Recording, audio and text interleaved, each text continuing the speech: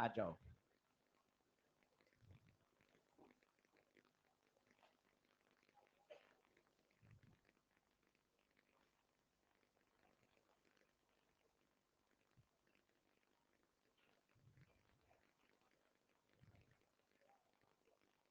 कहां तक हो गया था? गॉस थ्योरम, ठीक है। चलिए साहब गॉस थ्योरम पढ़ लेते हैं।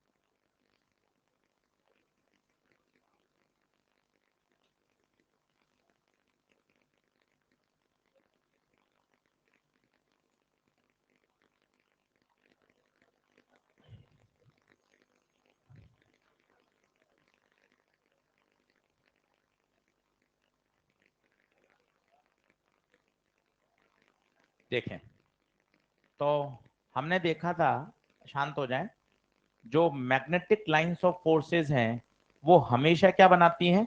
Close loop. हमेशा magnetic lines of forces always form close loop. Bar magnet की तो आपने देख ही ली, किसी की भी, जैसे अपन वायर की बात करते हैं। ये देखिए वायर, बायो-सवार्ट लॉ, पहला लेक्चर, नॉक नॉक रूल, ठक ठक नियम याद कर लेते हैं। कितनी बार समझाया था? 6 दिन तक।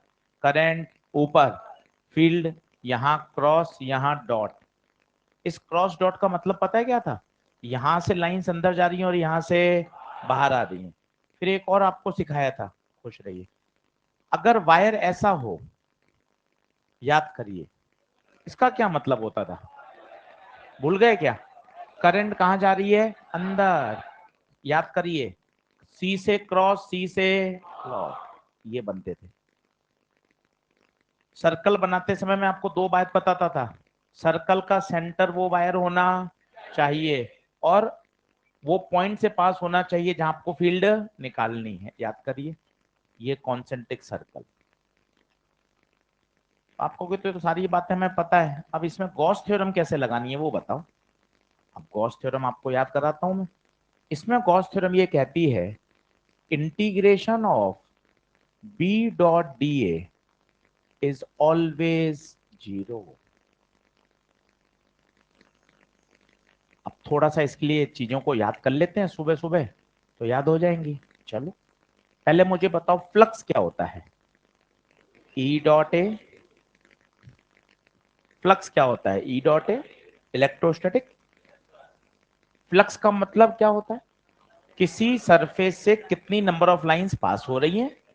इसके बाद गॉस आए। गॉस ने कहा भैया एक आसान तरीका है, ई डॉट डी ए बराबर क्यू बाय उस सरफेस के अंदर जितना चार्ज आ रहा है उससे सीधा निकल जाएगा। पर अगर आप मैग्नेट में बात करो, मैग्नेटिक चैप्टर में बात करो, तो मैग्नेटिक फ्लक्स क्या होगा? B dot A. पर मजे की बात है, इसमें आप कोई भी सरफेस मान लो एट रैंडम, कोई भी सरफेस मान लो एट रैंडम, कोई भी मान लो, जितनी लाइंस ऑफ फोर्स एंटर कर रही हैं उतनी लीव कर रही हैं। चेक करो, इसमें एक दो एंटर करी, भैया दो ही लीव हो गई। तेरी मर्जी पड़े जैसा डायग्राम बना ले। इसमें देखो, एक दो तीन एंटर करी, तीन ही निकल गई। इसमें दो एंटर करी, दो ही निकल गई। जबकि इलेक्ट्रो में ऐसा नहीं होता। मान लो किसी सरफेस के अंदर केवल एक चार्ज क्यू है, अब बताइए क्या होगा? प्लस से तो केवल बाहर ही निकलती हैं। बताइए क्या इसमें फ्लक्स जीरो है क्या? फ्लक्स जीरो नहीं है। जबकि मैग्नेटिक फ्लक्स किसी भी क्लोज लूप से हमेशा ही जीरो होगा। ये आपके सामने है। क्योंकि पहली शर्त बताओ क्या है? Magnetic lines of forces always form किसी भी क्लोज सरफेस से अगर आप फ्लक्स निकालोगे तो हमेशा क्या आएगा? जीरो। इसलिए कहा जाता है बी डॉट डी ए बराबर जीरो। कुछ लोग डी ए लिखते हैं, कुछ किताबें डी एस लिख देती हैं। क्या एक ही बात है क्या? एक ही बात है हमेशा। जो इस बात को सिग्निफाई करता है कि यूनिपोल एग्जिस्ट, अकेला चार्ज तो एग्जिस्ट करता है। सोचिए अगर यही डाइपोल हो जाता, यही डाइपोल हो जाता, प्लस क्यू माइनस क्यू, तो याद आ रहा होगा इससे नेट फ्लक्स जितनी प्लस निकालेगा उतनी माइनस क्यू टर्मिनेट करेगा। तो अकेला चार्ज तो एग्जिस्ट करता है, पर अकेला पोल एग्जिस्ट नहीं करता। पोल्स हमेशा किस में होंगे? पेयर में। पेयर में होंगे तो लाइंस ऑफ फोर्स नॉर्थ से निकलेंगी तो साउथ में जाके एंटर होंगी और वापस पूरा क्लोज लूप बनाएंगी। हाँ या ना? सब बात छाप लो, जितना लिखा हुआ है सब काम का है।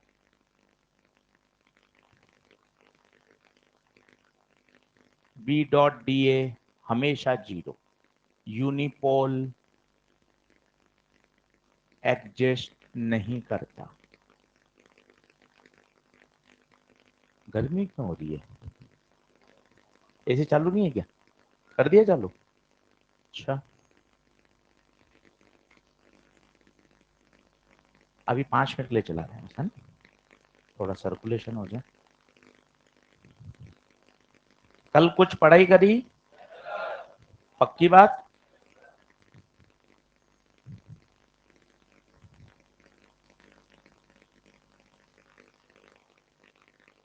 पढ़ना है भैया, पढ़ने का समय, मजे करने के तो बहुत समय ही समय है बाद में। हाँ, फिर तो मजे हैं फुल।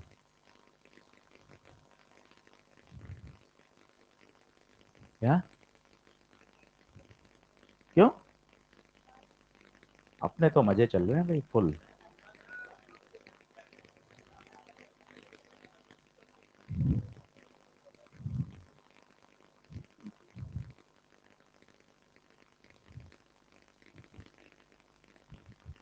तो याद रखें, मैग्नेटिक फ्लक्स किसी क्लोज सरफेस से हमेशा जीरो। क्यों जीरो? क्यों? क्योंकि मैग्नेटिक लाइंस ऑफ फोर्स हमेशा क्या बनाती हैं? Close loop. आप एट रैंडम शेप बना के देखिए, जितनी लाइंस एंटर कर रही हैं प्यारे, उतनी ही लाइंस लीव भी कर रही हैं। तो हमेशा हमेशा फ्लक्स कितना होगा? जीरो। सब लिख लेना। देखो ये अकेले चार्ज का है, अकेले चार्ज से तो लाइंस निकलेंगी, डाइपोल आ जाएगा तो नेट जीरो। बहुत सारे प्रश्न है इसमें नीट के। ये इलेक्ट्रिक फ्लक्स का फॉर्मूला, ये मैग्नेटिक फ्लक्स का फॉर्मूला, सारी बातों को अच्छे से नोट करना और स्पेसिफाई करना। यही मैग्नेट में अगर गॉस लगा दोगे तो इंटीग्रेशन ऑफ, अच्छा ये इंटीग्रेशन में गोला क्या है भैया? Close surface, B dot d A. बेटा बी डॉट डीएल करोगे तो अलग होगा। बी डॉट डीएल तो याद एम्पियर लॉ आ जाए, वो लाइन इंटीग्रल है और ये सरफेस इंटीग्रल है। थोड़ा सा खेलना सीखो। ये बी डॉट डी ए है, एम्पियर लॉ में क्या था? बी डॉट डी एल, उसे बोलते थे लाइन इंटीग्रल। इसे क्या बोलते हैं? Surface area integral.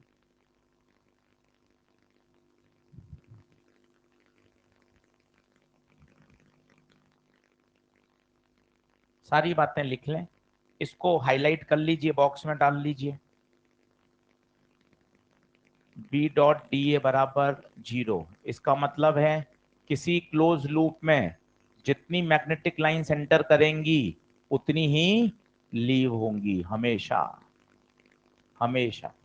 ये देखो, इस वाले में देखो, ये एंटर करी, ये एंटर करी, ये दो लीव कर गई। देख लीजिए, तीन एंटर करी, एक दो तीन, तीन ही लीव हो गई।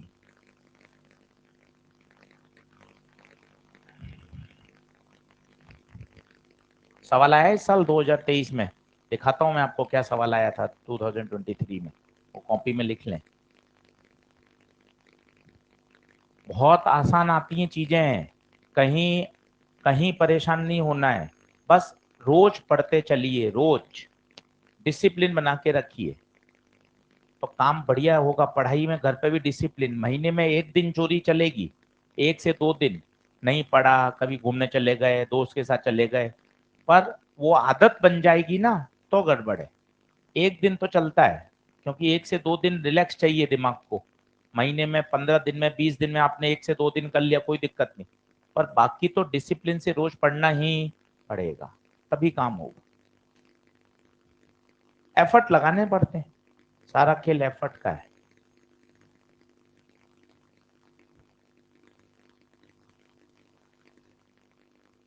दो 2023 का सवाल देख लेते हैं भाई। नहीं आया क्या? आया तो था, ये रहा, देख लो आप। सीधा सवाल, 5 सेकंड, ओमर भर के 7 second. The net magnetic flux through any close surface is zero. हमेशा जीरो होगा, कारण क्या है? Always form close loop. लिख लें नोट लगा के, नीट 2023। पेपर में ऐसे 8 से 10 प्रश्न आते हैं जो 5 से 15 सेकंड के अंदर सॉल्व हो जाते हैं। तो पेपर में ऐसा नहीं होता कि 45 के 45 सवाल में काम करना पड़ता है। ये देखिए ना, ऐसे अभी मैं आपको 8 सवाल बता सकता हूँ पूरे पेपर में, अलग अलग चैप्टर के, जो सिर्फ टिक करने पड़ते हैं। जिसने ईमानदारी से पढ़ाई करी है वो 8 से 10 प्रश्न 10 सेकंड के अंदर निपटा सकता है। ये देखिए ना, अब आपको पता है, काम खत्म। आप सोच के भी क्या करोगे इसमें, सीधा है। Net magnetic flux through any close surface, सब लिखा हुआ है। नेट जितना अंदर एंटर होगा उतना बाहर लीव करेगा। क्लोज सरफेस लिख लीजिए वहीं नोट लगा के, रिपीट हो जाएगा सवाल। नीट 2023 लिख दें। एक्सप्लेनेशन लिख लो हिंदी में एक बार, नींद खुल जाएगी।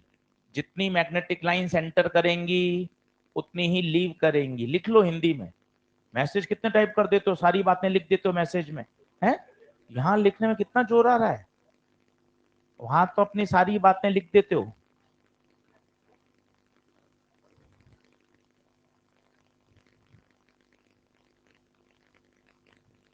तो जितनी लाइंस एंटर करेंगी मैग्नेटिक लाइंस, उतनी ही लाइंस लीव करेंगी। इसलिए किसी भी सरफेस से राजकुमार नेट मैग्नेटिक फ्लक्स कितना? जीरो। चलो बढ़े आगे। ठीक है साहब, बहुत बढ़िया। तो ये हो गया साहब आपका गॉस थ्योरम। अब 2-3 बातें रिवाइज कर लेते हैं, फिर इस पे सवाल करते हैं। चैप्टर आसान है, चलो नोट लगाओ कंसेप्चुअल पॉइंट।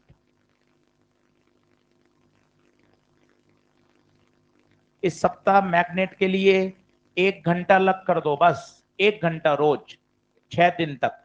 शनिवार तक आपको ऐसा लगेगा कि मैग्नेट अपना शानदार तैयार हो गया है। 1 घंटा रोज पढ़िए, कि जिस दिन होमवर्क है उस दिन होमवर्क करिए, जिस दिन होमवर्क नहीं दूं उस दिन बैकलॉग पढ़िए। शनिवार तक टारगेट बनाइए कि ये मेरे 22 लेक्चर 21 लेक्चर का जो टॉपिक है ना, बढ़िया लेवल पे चला जाएगा। आज सोमवार है, शनिवार तक रोज प्रतिदिन केवल कितना घंटा, टाइमर लगाकर। होमवर्क आए ईएलपी का तो वो करिए, जिस दिन नहीं मिले उस दिन पुराना पढ़िए। शनिवार तक ईमानदारी से पढ़ के देखिए, आपको लगेगा कह रहे यार मेरे पास मैग्नेट एकदम क्लियर है, और एकदम सेक्शन में बटा हुआ है दिमाग में।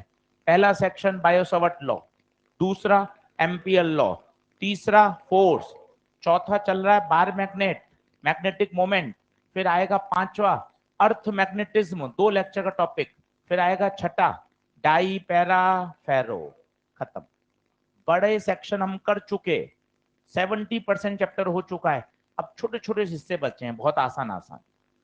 चलो जल्दी से बताओ, किसी बार मैग्नेट का मैग्नेटिक मोमेंट रिवाइज करा रहा हूं शनिवार का। एक साउथ पोल होता है, एक नॉर्थ पोल। साउथ पोल की पोल स्ट्रेंथ -m +m। 15 बार बोला था, 8 बार हो चुका है। छोटा m पोल स्ट्रेंथ, पक्की बात। फिर इसकी दिशा बहुत इंपॉर्टेंट है, साउथ से बड़ा एम, मैग्नेटिक मोमेंट, जिसका फॉर्मूला कोई भी एक पोल स्ट्रेंथ इनटू दोनों के बीच की सीधी दूरी, एल वेक्टर। एल वेक्टर आते ही दिमाग में चीजें आ जाए, डिस्प्लेसमेंट वेक्टर की तरह काम करता है। लिख लो। और बार मैग्नेट एम वेक्टर की दिशा हमेशा साउथ पोल से नॉर्थ की तरफ। अब इस पे 7-8 क्वेश्चन करके देख लो केवल इसी फॉर्मूले पर, तो ये एकदम पक्का हो जाएगा। और लिस्ट मैंने आपको बनाई दी थी वो कंपैरिजन वाली, बढ़िया, उस पर 5-6 सवाल करके दिखाता हूं आपको भी। बिल्कुल बढ़िया याद रखो, बार मैग्नेट का मैग्नेटिक मोमेंट कोई भी एक पोल स्ट्रेंथ गुणा दोनों के बीच की लंबाई मैग्नेटिक मोमेंट वेक्टर क्वांटिटी है। इसकी दिशा हमेशा साउथ पोल से नॉर्थ पोल की तरफ होती है।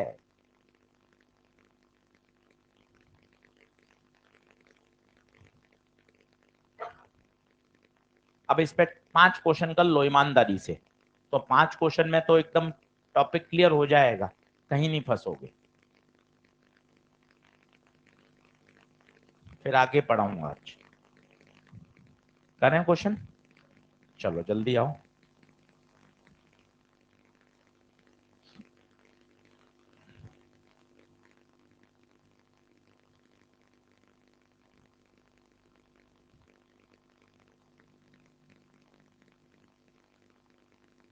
लिखें, ये इतनी सारी बार मैग्नेट जमाई गई हैं, आपको इनका मैग्नेटिक मोमेंट बताना है। फटाफट डायग्राम बनाते जाएं। ये वाला एक पार्ट एआईपीएमटी में आया हुआ है, बाकी सारे हमने 5 पार्ट और बनाए हैं वैसे ही, ईएलपी में दिया हुआ क्वेश्चन है। फटाफट फोटो बनाते जाएं। एआईपीएमटी में डी आया हुआ है। केवल एक ही बात ध्यान रखनी है, मैग्नेटिक मोमेंट की दिशा साउथ पोल से नॉर्थ पोल, और मैग्नेटिक मोमेंट एक वेक्टर क्वांटिटी है, वेक्टर है तो वेक्टर की तरह इसका व्यवहार चलेगा। सर ये एस एम एन क्या लिखा हुआ है, ये देखो, ये तो है साउथ पोल नॉर्थ पोल, और ये लिखा हुआ है इस चुंबक का जो मैग्नेटिक मोमेंट है वो कितना है, एम। पढ़ना सीखिए, पता नहीं चला है एस एम एन क्या है, वापिस सीखो बेटा। एस है साउथ पोल राजा, एन नॉर्थ पोल, और एम कौन है, मैग्नेटिक मोमेंट।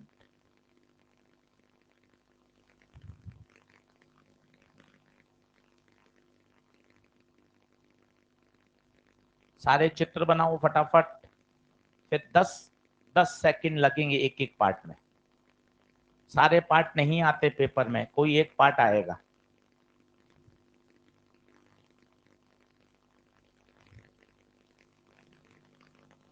टेस्ट है अब, इस संडे थोड़े अगले संडे 3 को है, ठीक है।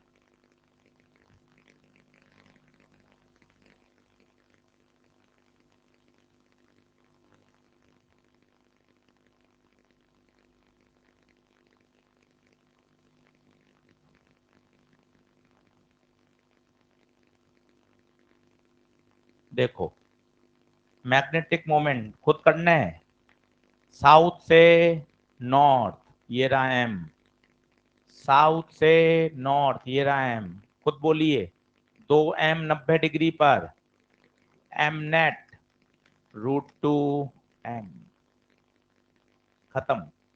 बहुत आसान है, साउथ से नॉर्थ एम, साउथ से नॉर्थ एम, दोनों विपरीत दिशा में है, एम नेट 0।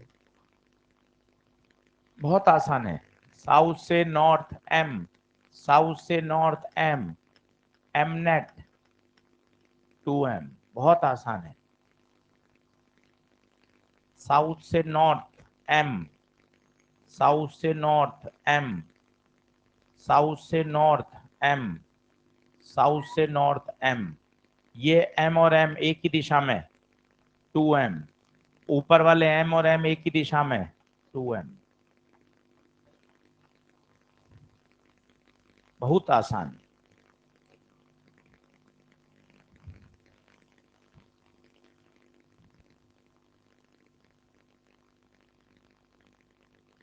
बढ़िया तैयार हो जाएगा, आसान है। 4 प्रश्न आते हैं 3 इलेक्ट्रो के, 7 से 8 प्रश्न तैयार हो गए हैं अपने।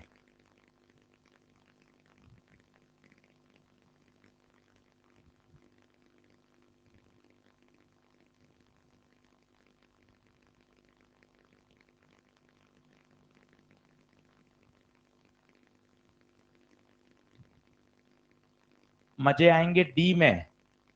डी में धोखा है बहुत बड़ा। डी में धोखा क्यों है वो देख लो। परवेज सर को याद करना पड़ेगा। वेक्टर, दो वेक्टर के बीच में एंगल तब नापे जाते हैं जब जब दोनों के टेल्स मिलती हैं। देखो, साउथ से नॉर्थ, ये रहा साहब एम, बहुत बढ़िया, इस एम में कोई दिक्कत नहीं। ये वाला साउथ से नॉर्थ, ये रहा एम, ये पहला एम, ये दूसरा एम। एंगल 60 नहीं, ये वाला। दोनों की टेल्स इधर मिल रही है, ये गलती हो जाती है। ये एम इधर, ये वाला एम इधर। एंगल 60 नहीं, 120। यही गलती होती है डी में। दिखने में 60 है पर प्यारे वो 120 लेना है, क्योंकि वेक्टर, पहला लेक्चर, दो वेक्टर्स के बीच में एंगल तभी होगा जब दोनों की टेल से टेल ज्वाइन होंगी। दिखने में 60 डिग्री है, वो धोखा है। ये ध्यान देना है, इंपॉर्टेंट बात है। अब 120 डिग्री का, बड़े हो गए हो खूब। अगर दो फोर्सेस बराबर हैं और 120 डिग्री पे लग रहे हैं तो इनका रिजल्टेंट वही होता है। अब ये भी सॉल्व नहीं करना है, बहुत बड़े हो गए हो पढ़ते पढ़ते। अगर दो फोर्सेस बराबर हैं और 120 डिग्री पे लगते हैं तो उनका रिजल्टेंट वही आता है, under root of a square plus b square plus 2ab cos theta से। या बराबर में होते हैं तो एक और रिजल्टेंट होता है 2a cos थीटा बाई 2।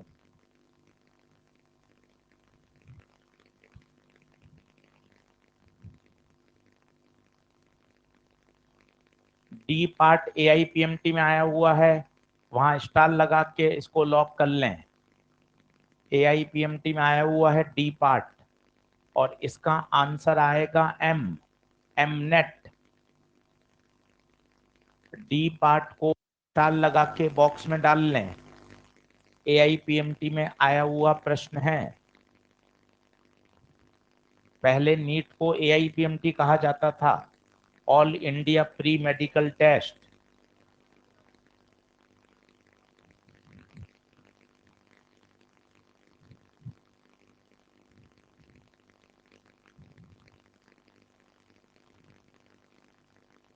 बढ़ू,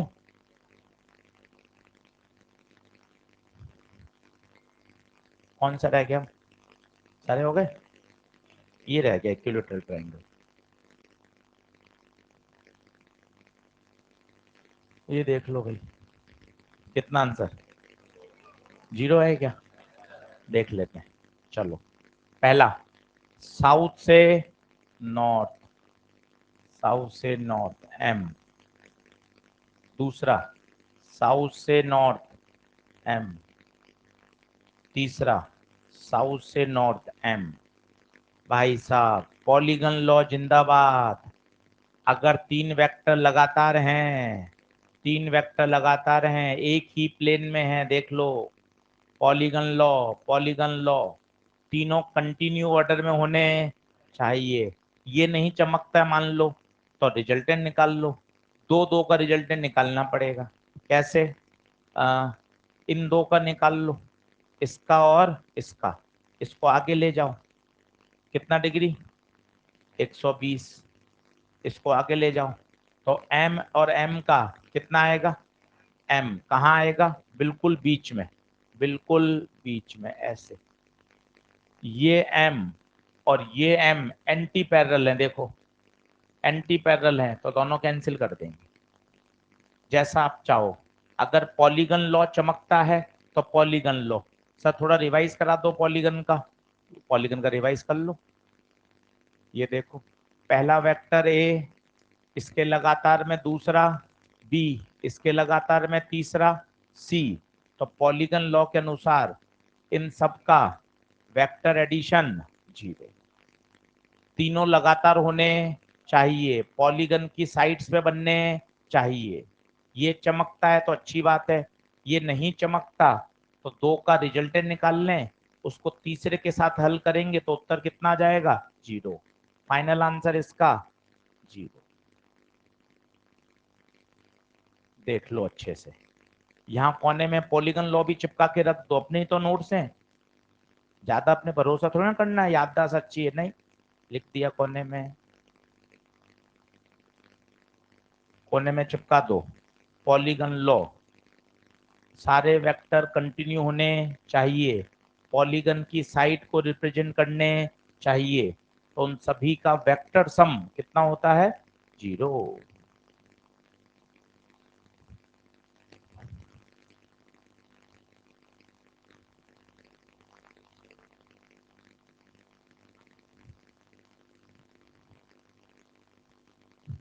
इसका कितना आ गया, एफ एफ होता है तो √2f, और f कितना है 2m, तो आंसर आ जाएगा 2√2m। सारे आंसर आ गए कि देख लो, पहले का 2m, आंसर को हाईलाइट कर लिया करो ताकि बाद में पढ़ने में आसान रहता है। इसका 0, इसका √2m, इसका m, इसका 2√2m और इसका 0।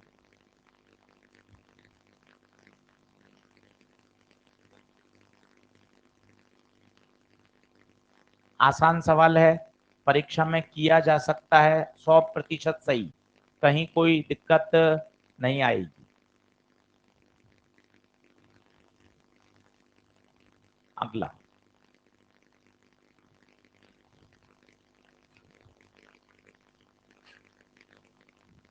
ये भी बहुत पॉपुलर क्वेश्चन है, ये सब स्टैंडर्ड क्वेश्चन है, कोई भी आप बुक करिए, मटेरियल पढ़िए, हर जगह सवाल मिलते हैं और ये रिपीट होते हैं।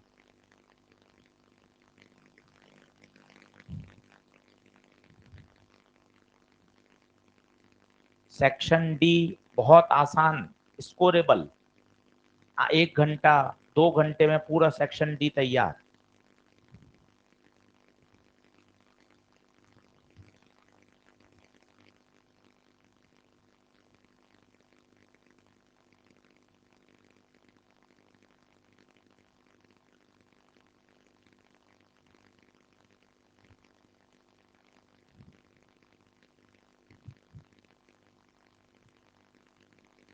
शनिवार को नहीं आए थे क्या? छुट्टी पे थे ना, कहाँ बैठे थे? अच्छा लेट आए थे, पीछे बैठे, लास्ट वीक 6 दिन आए थे, पक्की बात।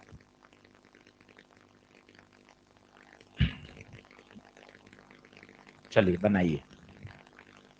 अब इसमें क्या काम आएगा पता है, इसमें काम आएगा एल वेक्टर होता है, बस दोनों पोल्स के बीच की सीधी दूरी, वो जो काले काले डॉट दिख रहे हैं ना आपको, वो क्या बता रहे हैं, पोल, काले काले डॉट दिख रहे हैं आपको, देखो वो बता रहे हैं पोल्स हैं वो। एक चुंबक है या एक वायर है जिसका मैग्नेटिक मोमेंट m है, और उस चुंबक को इस तरह से मोड़ दिया गया है, वो डॉट दिखाई दे रहे हैं, वो हैं उनके पोल्स। मुझे चाहिए पोल्स के बीच की सीधी दूरी। चित्र बनाइए फिर समझाता हूं। सवाल आसान, टॉपिक आसान है, स्कोरिंग है।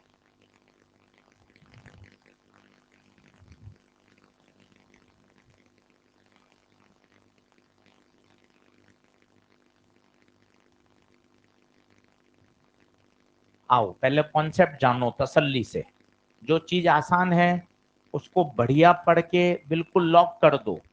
मैग्नेटिक मोमेंट, कोई भी एक पोल इंटू दोनों के बीच की सीधी दूरी, m, 15 दिन का 15 बार बोला है, m pole strength, l vector, l vectors मतलब पोल्स के बीच की सीधी दूरी, बोले तो डिस्प्लेसमेंट वेक्टर, बोले तो शॉर्टेस्ट लेंथ, जो भी शब्द दिमाग को अच्छा लगे, ये पता होना चाहिए। ये जानकारी आती है तो सवाल सही है, फिर मैथ्स की लापरवाही करोगे तो करोगे। फिजिक्स ये लग रही है, बिल्कुल क्लियर कट होना चाहिए, ये फिजिक्स है सवाल की। अब मैथ से अपन को सावधान रहना है, बाकी सवाल खत्म।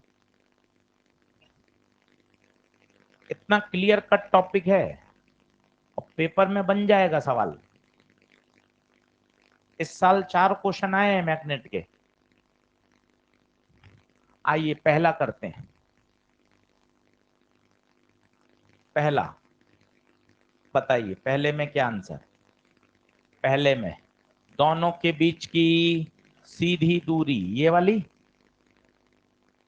सीधी दूरी बताइए। 90 डिग्री है तो पाइथागोरस लगा दूं, तो L square by 4 plus L square by 4 कितना हो जाएगा?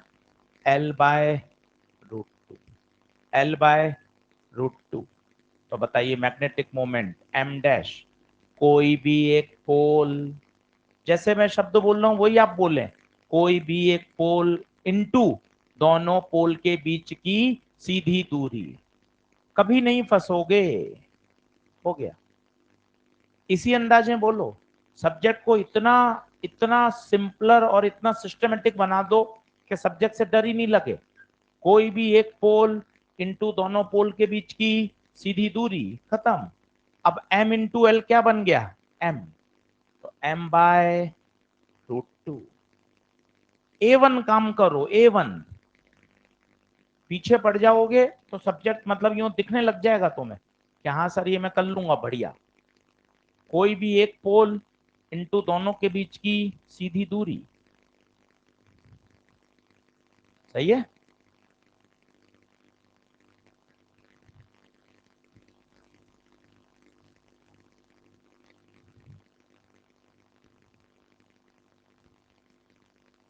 मतलब बी में क्या पता करना है?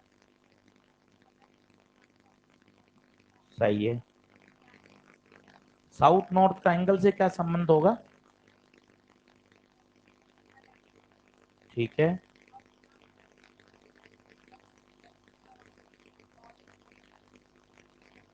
तो हमें को उसका रिजल्टेंट थोड़ी निकालना है, हमें तो इसका इफेक्टिव निकालना है। बस एल इफेक्टिव निकाल लें,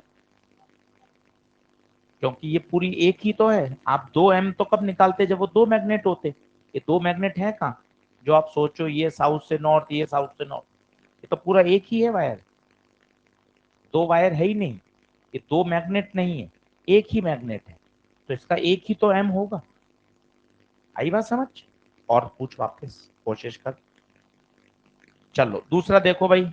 दूसरा, ये पहला पोल, ये दूसरा पोल, दोनों के बीच की सीधी दूरी बताइए। आमने सामने की साइड बराबर, आमने सामने के एंगल बराबर, तो कौन हो गया ये? इक्विलेटरल। तो दोनों पोल के बीच की सीधी दूरी। अब बताइए इसका मैग्नेटिक मोमेंट, वो वाक्य बोलिए। कोई भी एक पोल इंटू दोनों के बीच की सीधी दूरी, एम एल को क्या लिखूंगा? एम। तो आंसर आ गया दूसरे का m/2। बोलिए बनी बात? तीसरा करिए।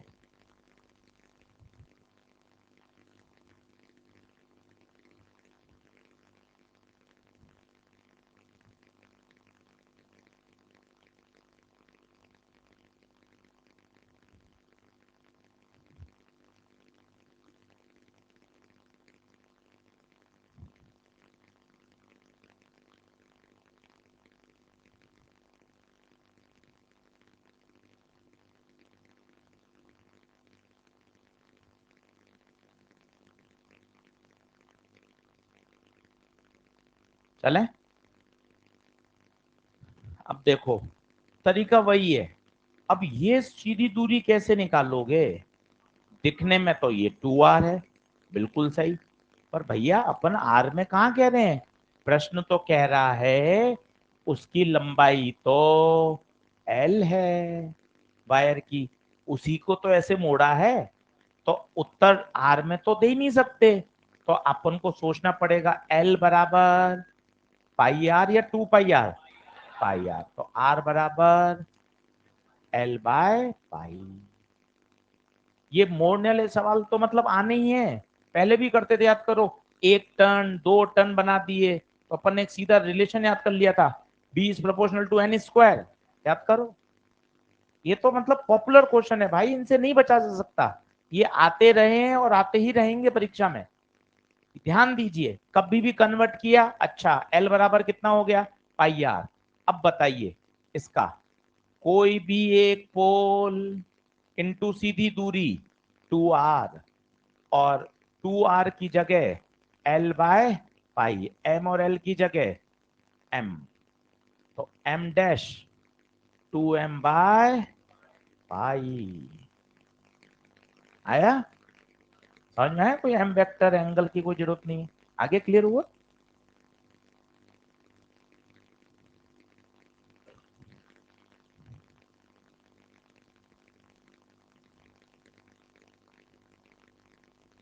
चौथा, चौथा कितना, 0, एल इफेक्टिव 0, m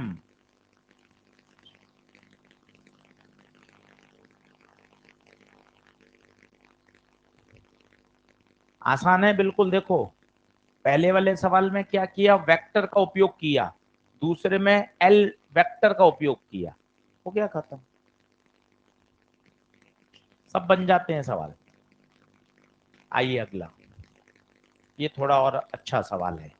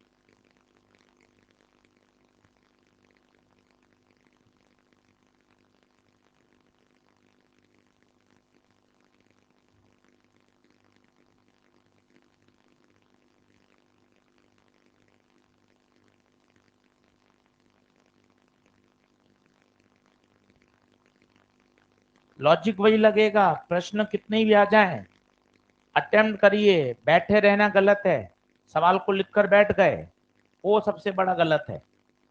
ये 2 डॉट क्या बता रहे हैं, पोल्स। जो शब्द बोले उन शब्दों को सीखो, अपने आप आंसर आएगा।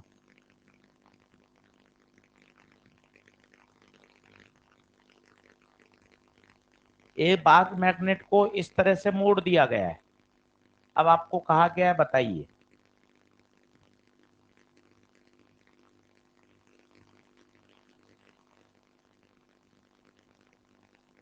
सही बात है, आ रही होगा ये।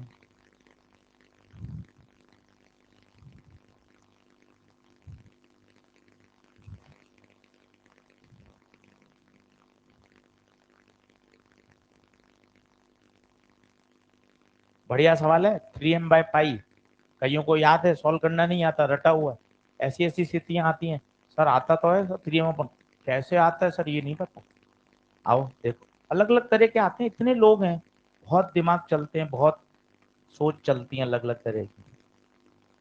देखो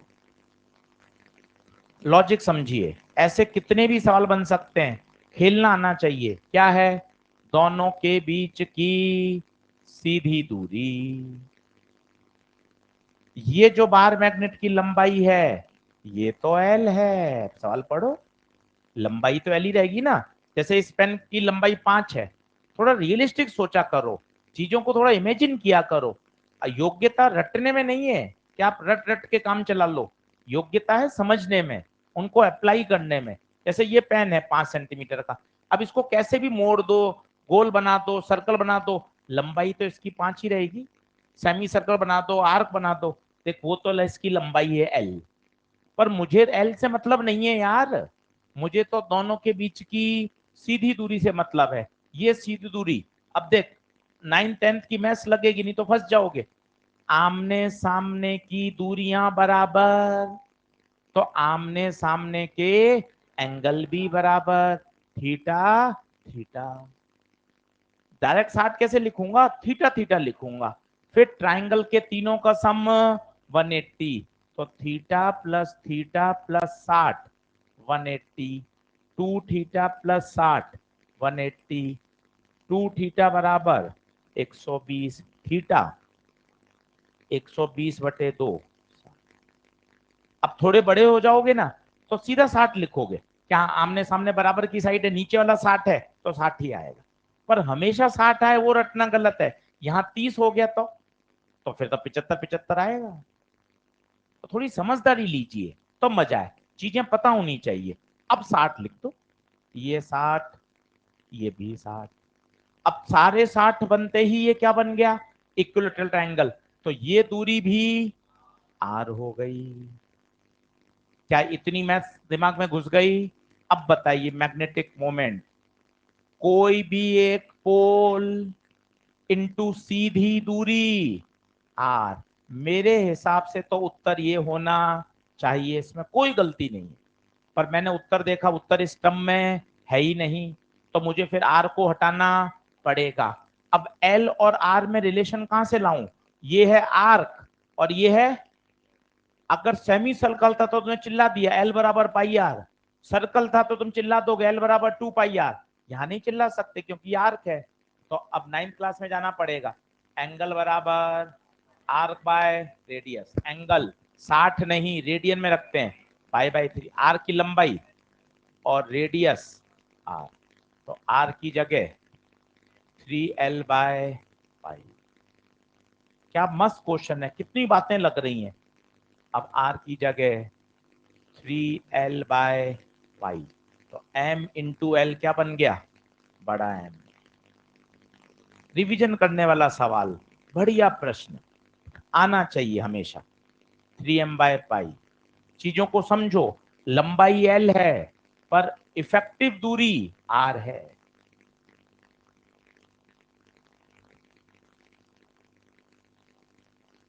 स्टार लगाइए, काम का प्रश्न है, आना चाहिए। एंगल कैसे बने, इक्विलैटरल ट्रायंगल कैसे बन गया, फिर एल और आर के बीच में रिलेशन, सेमी सर्कल था तुम्हें रटा हुआ था एल बराबर पाई आर, सर्कल होता 2 पाई आर, पर आज नई बात सीख ली, अगर आर्क होगा तो अभी मुझे एल और आर को जोड़ना आना चाहिए। हो गया खत्म।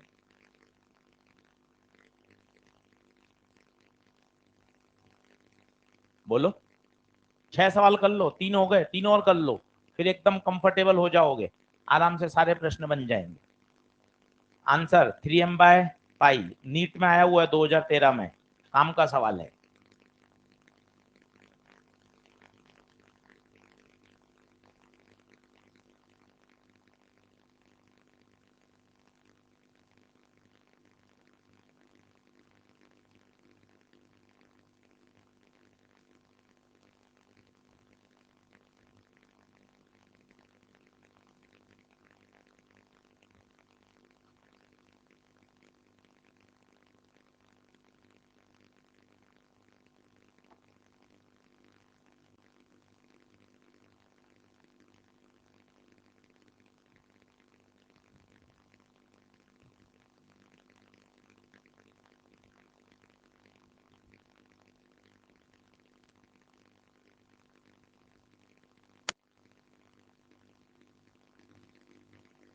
राजा ईएलपी करी कि नहीं करी, पक्की बात है, झूठ तो नहीं बोल रहा, पक्का बोल, हाँ करी थी, पक्का। आज क्या करना, तू 1 से 12 ईएलपी के सारे प्रश्न जोड़ के लाना, ईएलपी नंबर 1 से 12 में कुल कितने प्रश्नों की संख्या है, ठीक है। तो अपन को आइडिया लग जाएगा कि अपन को इतने प्रश्न अपन ने कर लिए। ईएलपी नंबर 1 से 12 सारे प्रश्नों को जोड़ना है, कैलकुलेटर से मत जोड़ना, एक पेपर पर लिख के जोड़ना, तो तेरा जोड़ने की प्रैक्टिस हो जाएगी।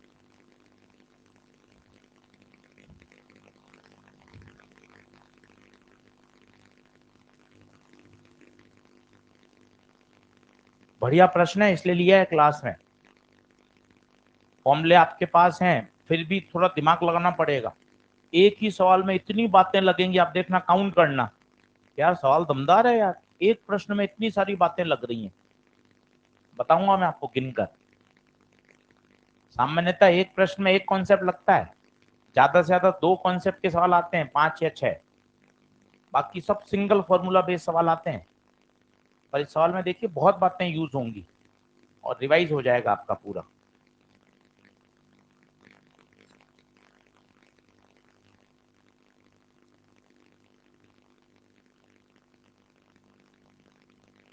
वो क्लियर हो गया, नॉर्थ साउथ जरूरत नहीं थी उसमें। कितना आंसर? √3W। √3W। सब लोग सोचो, एनर्जी नहीं, एनर्जी रिक्वायर्ड। फोटो वोटो मत खींचो, सब पीडीएफ नोट्स अवेलेबल हैं। लिखो, सर बस मैं तो हर स्लाइड की फोटो खींच लेता हूँ। अरे पहले भी तो खींची थी, वो खोली नहीं।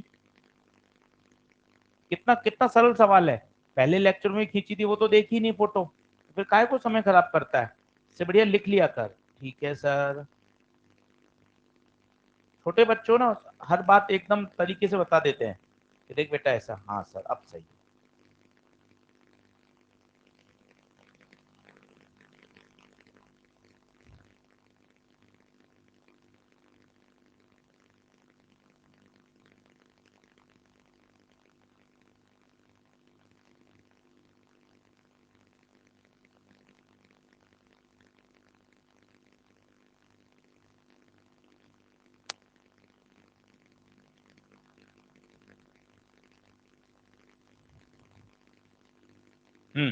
आया कितना आंसर?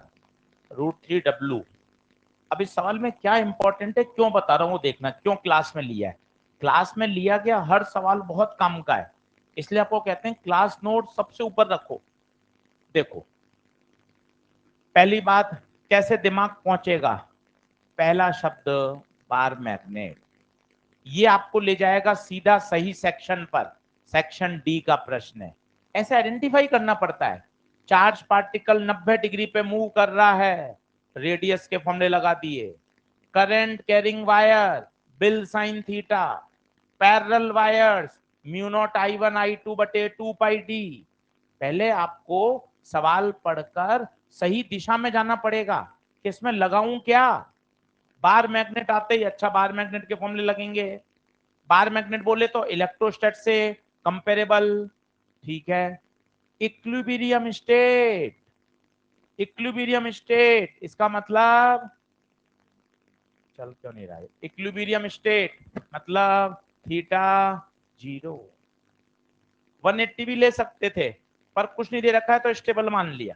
180 भी ले सकते हैं, कोई टेंशन वाली बात नहीं है। एनर्जी रिक्वायर्ड, ये एनर्जी नहीं है, energy required, work done. Work is a type of energy. कई बच्चे यहाँ पोटेंशियल एनर्जी का फॉर्मूला लगा देते हैं। एनर्जी रिक्वायर्ड, डाइपोल को घुमाने के लिए हमें क्या करना पड़ेगा? वर्क। हेडिंग याद करो, work done in rotating a dipole. याद करिए।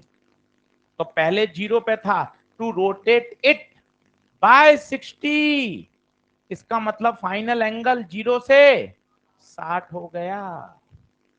पहले 0 था।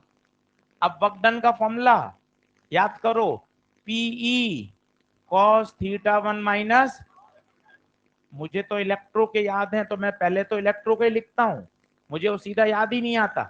पी की जगह एम, ई की जगह बी, अपने तो पहले इलेक्ट्रो ही याद आता है।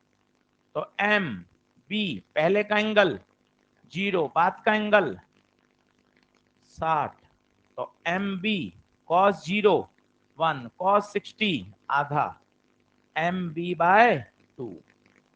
ये हो गया आपका W, जिसको उसने W ही बोला है, सही बात है। अब ये नहीं पूछा, now the torque, torque, torque PE sine theta, यही याद आता है सीधा। अब बदल लेते हैं, एम बी साइन थीटा। अब टॉर कितना चाहिए उसको उसी पोजीशन में रखने के लिए, थीटा कितना 60, 60 है फाइनल, साइन 60 √3/2। अपना आंसर तो ये चाहिए था पर ये ऑप्शन में है ही नहीं, क्या करें? तो क्या करें, इस MB की जगह 2W रख दें, MB की जगह 2W पुट कर दें, तो टॉ बराबर MB की जगह 2W, तो उत्तर कितना √3। क्या बढ़िया प्रश्न है। आप देखो 3 बातें लग गई उस टेबल की, कितना मस्त प्रश्न है। 3 बातें, पहली बात इक्विलिब्रियम, इक्विलिब्रियम थीटा 0, दूसरा वर्क डन का फॉर्मूला, तीसरा टॉर्क का फॉर्मूला। एक ही सवाल में 3 बातों का उपयोग, तीनों बातें आती हैं तभी प्रश्न हिट होगा, नहीं तो अटक जाओगे। बढ़िया सवाल। इक्विलिब्रियम शब्द मतलब पता हो, डब्लू का मतलब पता हो और टॉर्क का फॉर्मूला पता हो, तब जाके ये प्रश्न बनेगा।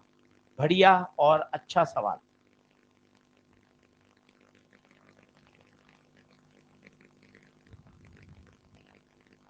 इसमें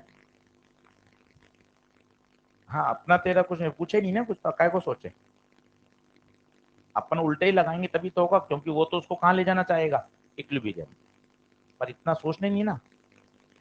बायो के 90 सवाल भी तो है।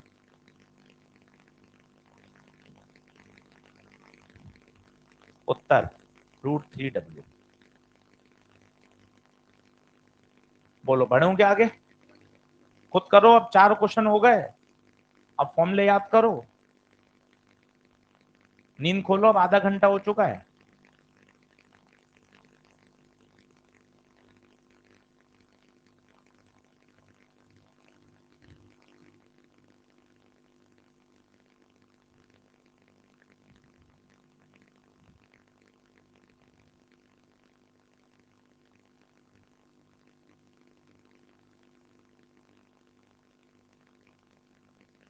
खुद करो गिवन लिखकर, कॉन्फिडेंस बढ़ेगा।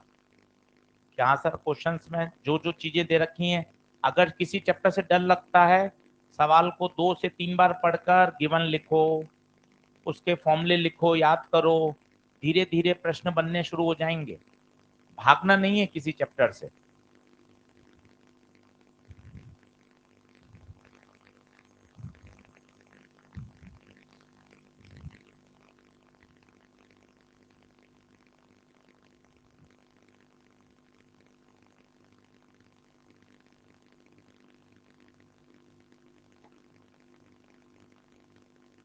मैग्नेटिक मोमेंट दे रखा है, मैग्नेटिक मोमेंट बड़ा एम, बड़ा एम कितना 0.4, यूनिफॉर्म मैग्नेटिक फील्ड बड़ा B 0.1, when stable equilibrium theta 0। वो अकेला चार्ट इतने प्रश्न सॉल्व कर रहा है इलेक्ट्रो से कंपैरिजन वाला, तो सेक्शन डी तो कुछ है ही नहीं भाई। सेक्शन डी बोले तो अपना इलेक्ट्रोस्टैटिक डाइपोल, कितना आसान है। Potential energy minus PE cos theta, मुझे तो इलेक्ट्रो ही याद आता है सीधा, एमबी कॉस थीटा तो याद ही नहीं हो रहा, 15-20 बार लगाएंगे तब ये बनेगा याद में। अपने तो माइनस पी कॉस थीटा पहले चमकता है। पोटेंशियल एनर्जी पी की जगह एम 0.4, बी 0.16, थीटा 0, कितना माइनस का,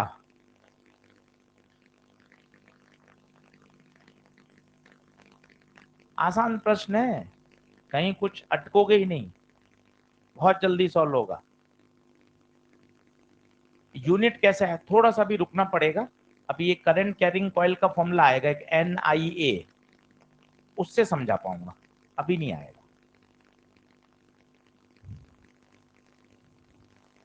बढ़ू आगे।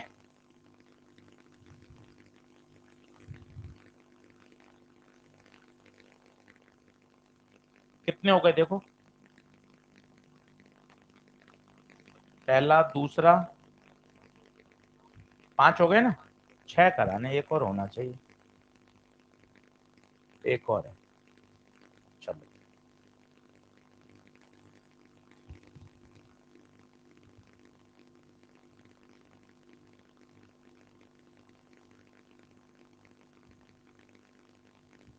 छह कॉपी में कर लो, इन 6 से सारे बन जाएंगे। एनसीईआरटी में इस पर 13 प्रश्न है, मैग्नेटिज्म एंड मैटर 13 प्रश्न दे रखे हैं, सॉल्व एग्जाम्पल ऑन सॉल्व मिलाकर, पर वो सारे अकेले उस जो टेबल बनवाई थी उस टेबल से सब सॉल्व हो जाते हैं।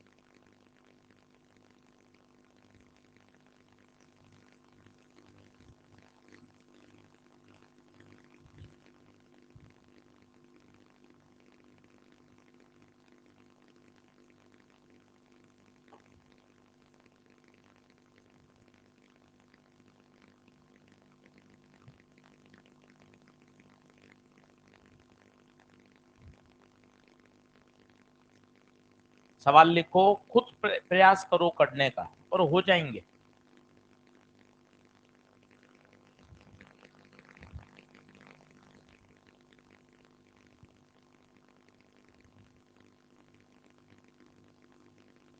मैग्नेट की ईएलपी के सॉल्यूशन आ गए क्या, मिल गए? ईएमआई के क्या आ गया, आ गए कि ईएमआई के मॉड्यूल के?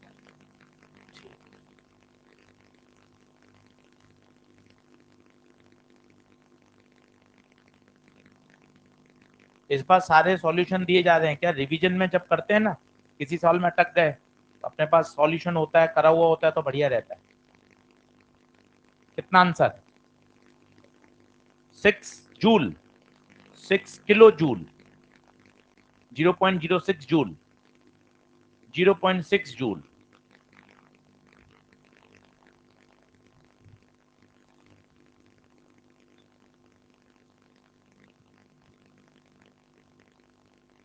हाँ जी, कितना? 6 किलो जूल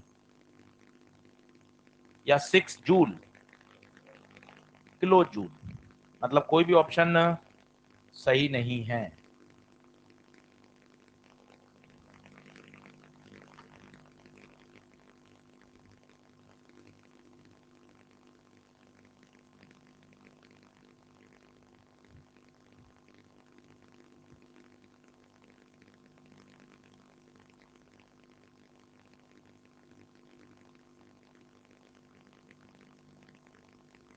(10⁻⁴) कर लें।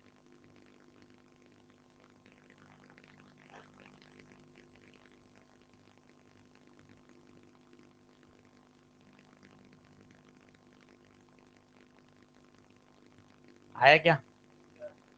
वर्क डन का फॉर्मूला बोलो।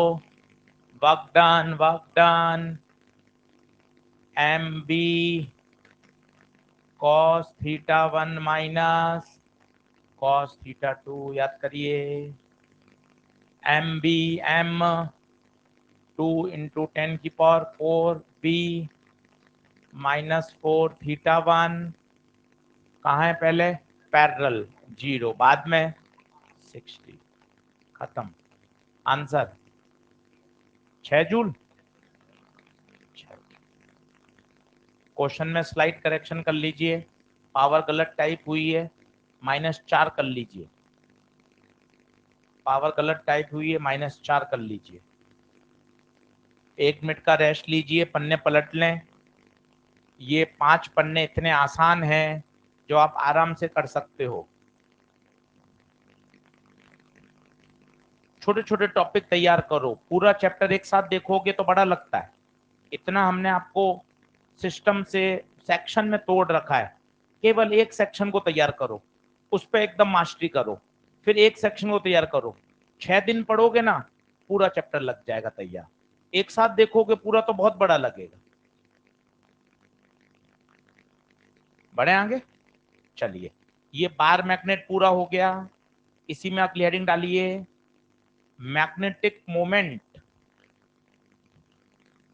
इसी में अगली हेडिंग डालिए, इसी सेक्शन में अगली हेडिंग, बराबर आ जाइए जल्दी से।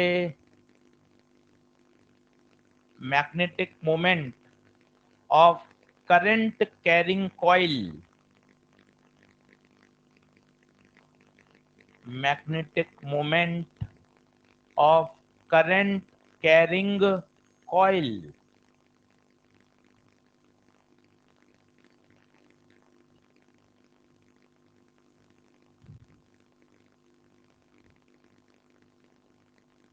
बढ़े आगे, चलो अब समझना। 10 मिनट की थ्योरी है, फिर वापस से 6 सवाल खुल जाएंगे इसके भी, फिर मजा आ जाएगा। आराम से देखिए, सरल हिस्सा है मैग्नेट का, बहुत आसान। अगर हम बात करें किसी बार मैग्नेट की, तो हम बात कर ही चुके थे। सर ये बार मैग्नेट होता है, एक नॉर्थ पोल और एक साउथ पोल, प्लस एम और माइनस एम। सभी जनता बोर्ड पे देखो, आसान हिस्सा। मैग्नेटिक लाइंस नॉर्थ से निकलती हैं, साउथ में जाती हैं, साउथ से नॉर्थ में, हमेशा क्या बनाती हैं? Close loop. कोई इसमें रॉकेट साइंस नहीं है। इसका इसका मैग्नेटिक मोमेंट, अभी आप 6 प्रश्न करके आए हो। बार मैग्नेट का मैग्नेटिक मोमेंट, बोलिए। कोई भी एक पोल इनटू दोनों के बीच की, ये हम पढ़ चुके पिछले 1 घंटे में। अब क्या पढ़ रहे हैं वो देखो। ये लाइन खींची आधी। कॉइल, ये सर्कुलर कॉइल। पहला लेक्चर याद करो, बायो-सवार्ट लॉ। क्या current carrying coil magnetic field पैदा करेगी? यस। इसकी डायरेक्शन बताओ, कोशिश करो। सीधा हाथ लो, ये आगे का हिस्सा है, ये dot dot dot dot dot dot पीछे का हिस्सा है। बता कॉइल कैसे रखी हुई, पहले ये बता। कॉइल ऐसे रखी गई है, हॉरिजॉन्टल प्लेन में। इमेजिनेशन लाइए, तब प्रश्न हल होंगे। हॉरिजॉन्टल प्लेन में है, सीधा हाथ लीजिए। करंट ऐसे, फील्ड ऊपर, ये फील्ड, ये फील्ड लाइंस। अब लोगों ने क्या किया, बड़े लोगों ने इसको और इसको कंपेयर कर लिया। उनको लगा यहां भी मैग्नेटिक फील्ड है, यहां भी मैग्नेटिक फील्ड है। मैग्नेटिक लाइंस, मैग्नेटिक लाइंस कैसे कंपेयर किया वो देखिए। उन्होंने कहा नॉर्थ पोल से लाइंस निकल रही हैं, तो इस कॉइल को जो ऊपर से देख रहा होगा उसको क्या कर लग रहा है, लाइंस बाहर आ रही हैं। तो उन्होंने ऊपर वाले पोल को यहां से देखने पर इसको क्या बोला, नॉर्थ। नीचे वाले एंड से देखोगे तो आपको क्या लग रहा है, लाइंस अंदर एंटर हो रही हैं, अंदर एंटर हो रही हैं। अंदर कहां एंटर होती हैं? साउथ पे। तो उन्होंने कहा current carrying coil behave like अ बार मैग्नेट। तो एक पोल नॉर्थ, एक पोल साउथ। वापस चेक करते हैं, आइए फिर से। ये रहा, सबसे पहले तो इसकी दिशा बताओ, दिशा बताओ। अरे क्या यूं यूं क्या करते हो, सी से क्लॉक, सी से तुम रूल लगाने लग जाते हो। तुम्हें पता है रूल से तुम्हारा आंसर कभी नहीं आता, मानते क्यों नहीं हो? सीधा सी से क्लॉक, सी से क्रॉस, तुम एफर्ट लगा देते हो। सी से क्लॉक वाइज, सी से क्रॉस। अब बताओ लाइंस कहां जा रही हैं? अंदर। ये देख, कभी भूलना ही नहीं है, ये डायग्राम बना लेना। लाइंस अंदर जा रही हैं, मतलब this behave like a south pole. ये वाला एंड क्या लगेगा, साउथ। जो दूसरी तरफ से देखेगा यही क्या बन जाएगा, नॉर्थ। सर दूसरी तरफ से देखने का ये लाइन समझ में नहीं आई।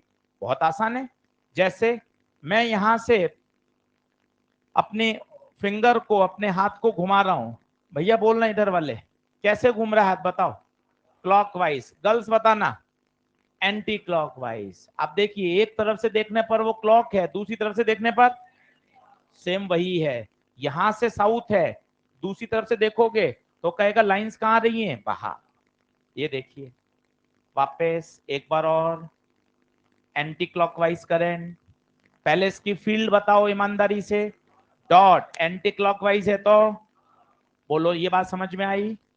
धीरे धीरे सुनो, लाइंस बाहर आ रही हैं, बाहर कहां से आती हैं? नॉर्थ से। मतलब this behave like a north pole, this behave like a, इसलिए किताबों में ऐसे बने रहते हैं। ये देखो साउथ ऐसा क्यों बना हुआ है, एस में तीर का निशान, क्लॉकवाइज, ये देखो ये ऐसे बना रहता है। नॉर्थ में ये ऐसे घूमता है, ऐसे घूमता है मतलब एंटी क्लॉकवाइज। क्या फीलिंग आ रही है क्या? यहां फॉर्मूला होता है M×L, यहां बड़े लोगों ने फॉर्मूला बनाया NIA, NIA। एक एक टर्म बोलो। N number of turns, I current, A area of the loop, A area of the loop. दोनों ही पोल मैग्नेटिक मोमेंट हैं। ये मैग्नेटिक मोमेंट किसका है? बार मैग्नेट का। ये करंट कैरिंग कॉइल। पहले दिमाग में एकदम क्लियरिटी लाओ, सवाल बाद में करेंगे कि हाँ आशीष सर मैग्नेटिक मोमेंट दो तरीके से डिफाइंड होता है। ये किसके लिए है प्यारे? बार मैग्नेट के लिए। प्यारे ये किसके लिए? करंट कैरिंग कॉइल के लिए। एक एक टर्म समझो। आई कौन? करंट। ए कौन? Area of loop. एम के ऊपर वेक्टर साइन आ रहा है जो चिल्ला चिल्ला के बता रहा है। एम कौन है? Vector quantity. एम कौन है? Vector quantity. पार्टीशन करके लिखो ताकि क्लियर हो। बार मैग्नेट का हमने पढ़ लिया, बार मैग्नेट का हमने पढ़ लिया। अब पढ़ रहे हैं किसका? कॉइल का। नॉर्थ साउथ की फीलिंग समझो कि लाइंस अंदर जा रही हैं। अंदर जाना मतलब इट बिहेव, साउथ पोल है नहीं, it behave like a south pole. Lines का बाहर निकलना, behave like a north pole, क्योंकि नॉर्थ पोल से मैग्नेटिक लाइंस ऑफ फोर्स निकलती हैं।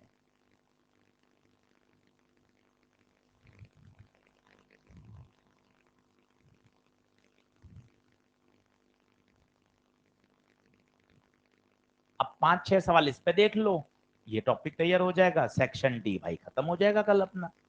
सेक्शन ई पे आ जाएंगे, अर्थ मैग्नेटिज्म। वो थोड़ा ध्यान से समझना, 2 लेक्चर 2.5 लेक्चर, हर सवाल हो जाए एनसीईआरटी का, पेपर का, आराम से करेंगे 2.5 लेक्चर में।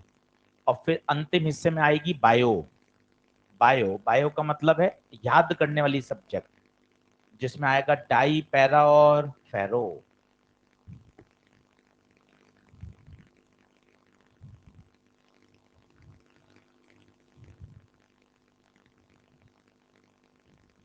मिटाऊं क्या सारा? जल्दी आओ।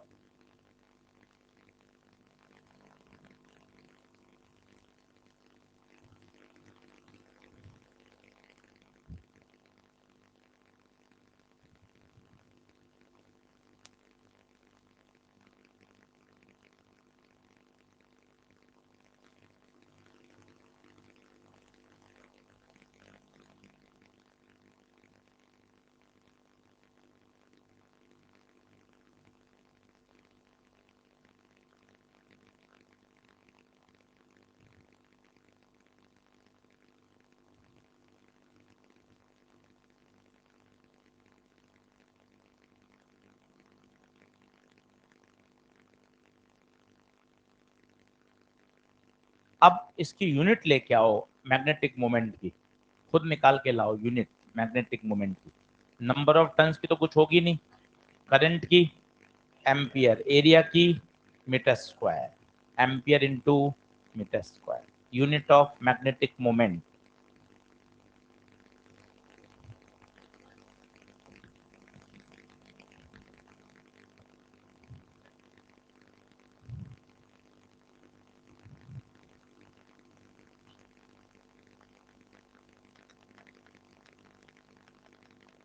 एन आई ए, एन की तो टर्न्स है, करंट की एम्पियर, एरिया की मीटर स्क्वायर।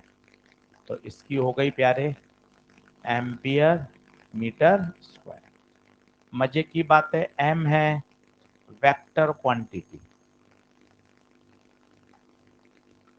अब फायदा क्या है,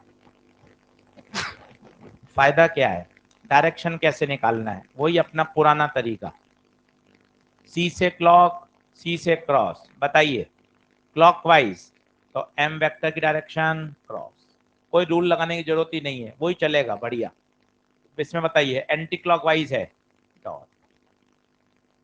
कोई कहता है एरिया वेक्टर की डायरेक्शन बताइए, एम वेक्टर और एरिया वेक्टर की डायरेक्शन सेम ही होगी, देख लो, एन आई ए, एन तो नंबर ऑफ टर्न्स है, करंट स्केलर है, तो एम वेक्टर की डायरेक्शन याद रखने का तरीका, सी से क्लॉक, सी से क्रॉस, सबसे बेस्ट तरीका है, हर जगह लगता है, कोई रूल की जरूरत ही नहीं है।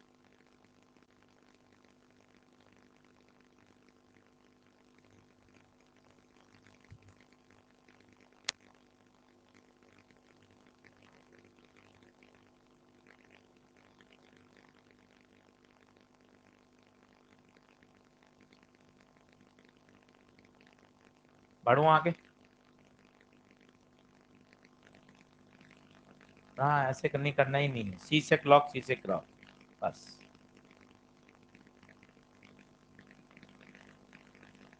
छोटे छोटे सवाल लिखें।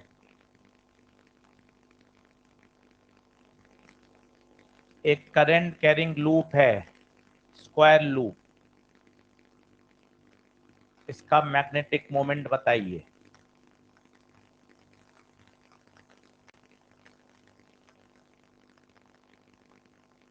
एक ट्रायंगुलर लूप है,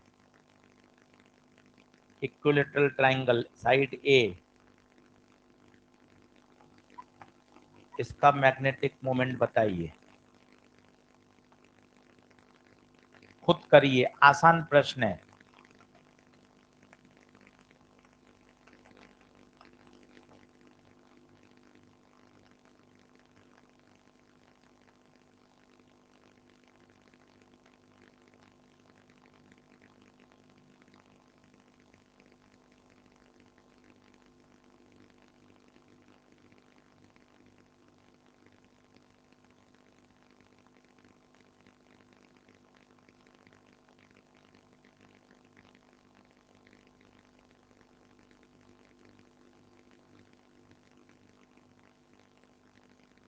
अब यहाँ m इंटू एल नहीं याद आना चाहिए, आपको क्या पता चलना चाहिए, करंट कैरिंग लूप है तो एन आई ए, इतनी समझदारी लाइए। बार मैग्नेट होता तो कोई भी एक पोल इंटू दोनों पोल के बीच की सीधी दूरी, यहां काम करिए। अपन क्या होता है, ये जल्दबाजी में पढ़ते हैं, फिर सवाल में अटकते रहते हैं। पहले दिमाग में ये जमाइए कि मैग्नेटिक मोमेंट दो तरीकों से लिखा जाता है। बार मैग्नेट आती, जो हमारे पहले 5 सवाल थे, तो उसमें था तरीका पोल स्ट्रेंथ इनटू लंबाई, परंतु अगर करंट कैरिंग कॉइल आए तो एन आई ए, इसको सेट करिए तो कंफ्यूजन कम होगा, प्रश्न करने में आनंद आएंगे कि अच्छा बार मैग्नेट होगा एम इंटू एल, लूप होगा current carrying N I A.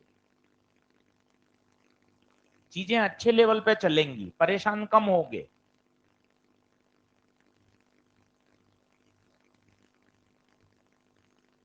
Area की, क्योंकि एरिया वेक्टर क्वांटिटी है, vector quantity, area vector quantity है। इलेक्ट्रिक फ्लक्स में बताया था E vector dot A vector.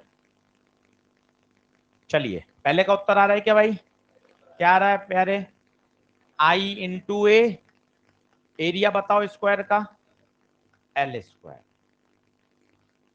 L square सीधा। इसका एरिया मुझे सिखाना है, सीख लो, आता भी होगा आपको। मैग्नेटिक मोमेंट, ये देखो इक्विलेटरल ट्रायंगल की हाइट याद करो, इक्विलेटरल ट्रायंगल की हाइट बहुत काम आती है, √3a/2, बहुत चैप्टर में काम आती है, याद रखिए, स्टैंडर्ड रिजल्ट है। इक्विलेटरल ट्रायंगल की हाइट √3a/2। अब बताइए area, half base into height, base ए हाइट √3a/2, तो कितना आ गया √3a²/4। काम का है एरिया, बहुत जगह काम आ जाता है इक्विलैटरल ट्रायंगल का। अब मैग्नेटिक मोमेंट I/A कुछ नहीं दे रखा होता, नंबर ऑफ टन्स को 1 माना जाए, एरिया √3a²/4।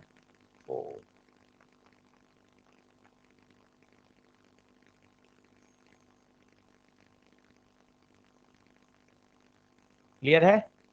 होमवर्क लिखें यहीं, आज ही करें। ELP number 11, ELP number 11। तो मैग्नेट की निकाल के रखा करें ना, केमिस्ट्री, बायो, हिस्ट्री सब निकाल रखी है। ELP नंबर 11, पहला हो जाएगा, दूसरा, तीसरा, चौथा, पांचवा, छठा, सातवां।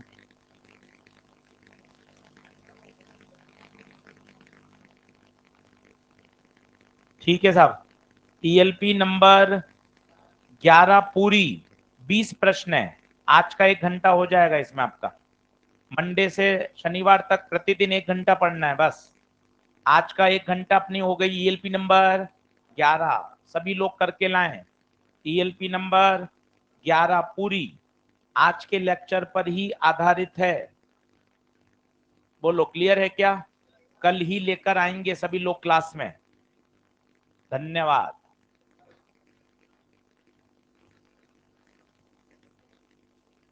पेपर में इलेक्ट्रो आएगा, इसलिए अभी से तैयार कर लें। पूरे 2 वीक हैं, पूरे 2 वीक हैं। 15-15 मिनट इलेक्ट्रो पढ़ते जाएं तो एंड में दिक्कत नहीं आएगी। इलेक्ट्रो पूरा आएगा, फिर से मैग्नेट पूरा आएगा।